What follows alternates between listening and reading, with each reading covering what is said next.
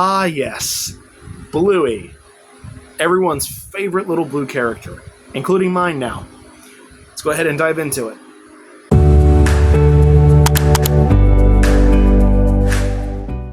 Now, don't forget, my channel is proudly sponsored by W Energy Drinks. Use code PALZAGANI to get 20% off your orders at w.gg. Cheers. So, Bluey.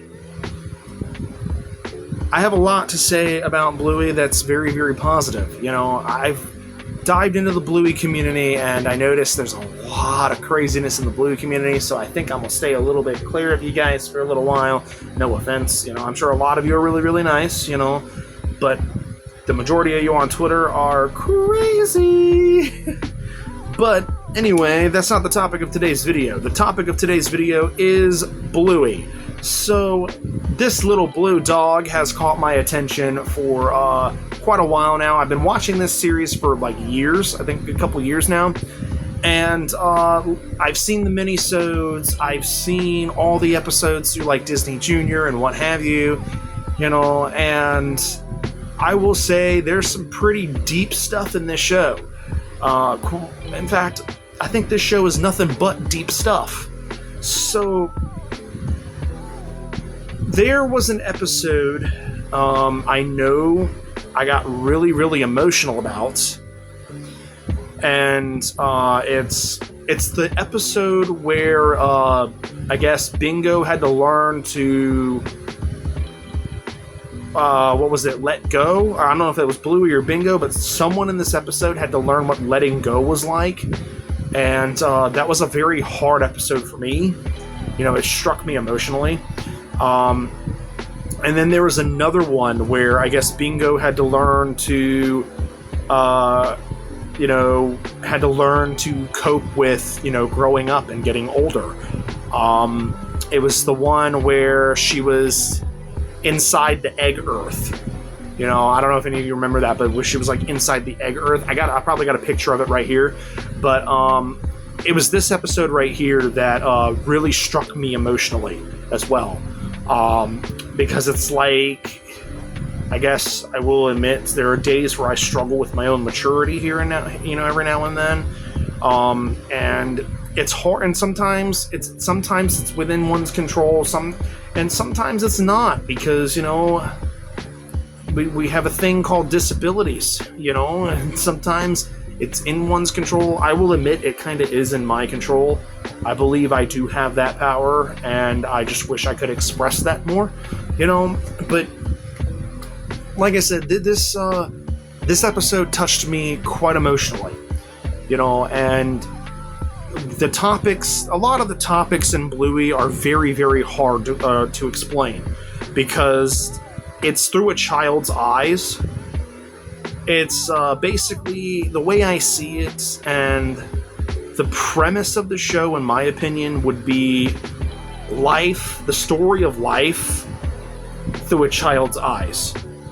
You know, what does a child see through life? You know, what are these kids dealing with through life? You know, a lot of these are expressed through, like, imagination play, you know, which, believe it or not, is a very big sign of autism spectrum disorder.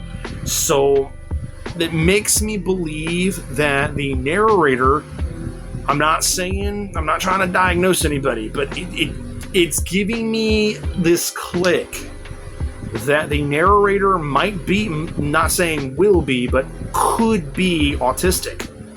You know, and because if you think about the viewing from a child's eyes, and how a lot of their episodes are like child's play or imaginary play, because that's what a lot of these episodes are. You know, if you notice, especially in the very beginning with the magic xylophone, you know, that was imaginary play. That was how to handle life through imaginary play or through a kid's perspective. And like I said, I'm not saying he is or anything. I'm not diagnosing anybody. I'm not a therapist. I'm a YouTuber, not a therapist. But it leads me to think that maybe there's an autistic quirk somewhere, you know, and that's a good thing, a very good thing, because autism needs better representation in the media than what we have. I'm going to be honest. The way it's portrayed in the media is a little rough, and it's just not looking good. You know, it really isn't looking good. You know, I'm going to be honest. I was a prime example, you know, a good few days ago, but even looking at this, you know, we had things like Sonic Chew and all this other stuff going on that, you know, and what's sad is, you know, obviously I'm not gonna touch up on the whole thing with Chris Chan or none of that, but these people were autistic, you know, and, you know, like I said, they've done some crazy things. You know, people don't want to even be around them because of said crazy things. You know, and I get how, you know, if a lot of you are in my channel, you know, I get it. I totally understand. You know, these people are touchy subjects for you, you know, and I totally understand. And if I did touch anything, I'm sorry. But, you know, greatly sorry. You know, I apologize if I touched anything, you know, I shouldn't have tapped into, but mentioning these people's names. But what I'm trying to say is autism in the media has unintentionally gained a bad rep, you know, and what I like about Bluey most of all is it paints that into a better picture. It really does. And I think that's something people don't see, you know, but I know I see it. And I know if you are definitely not saying a real fan, but like if you are a hefty fan of this show like I am, you would hopefully would see that as well, because think about it. But if you are just getting into the fandom too, just hear me out. You know, the best way to tell that there may be some autistic quirks with the creator would be rewatch the episodes that you've already seen and really pay attention to the whole ideology of imagination play through the kids. You know, like with the magic xylophone, that's a prime example. You know, where they would freeze Dad with the, or should I not say Dad, but like where they would freeze Bandit with the magic xylophone every single time or every 5 minutes. You know, that's talking about the feeling of being stuck in life. You know, that episode's touching on the feeling of being stuck in life. You know, and that is done through imagination play. You know, the same thing, you know, and they're the same thing when the episode where they're driving the bus, you know, where Chili is the bus driver, you know what I'm saying? And then the two girls are acting as the crazy old nannies. I love that episode so much. That episode was a killer. I got a laugh out of that one. But that's another prime example of a life realization through imagination play.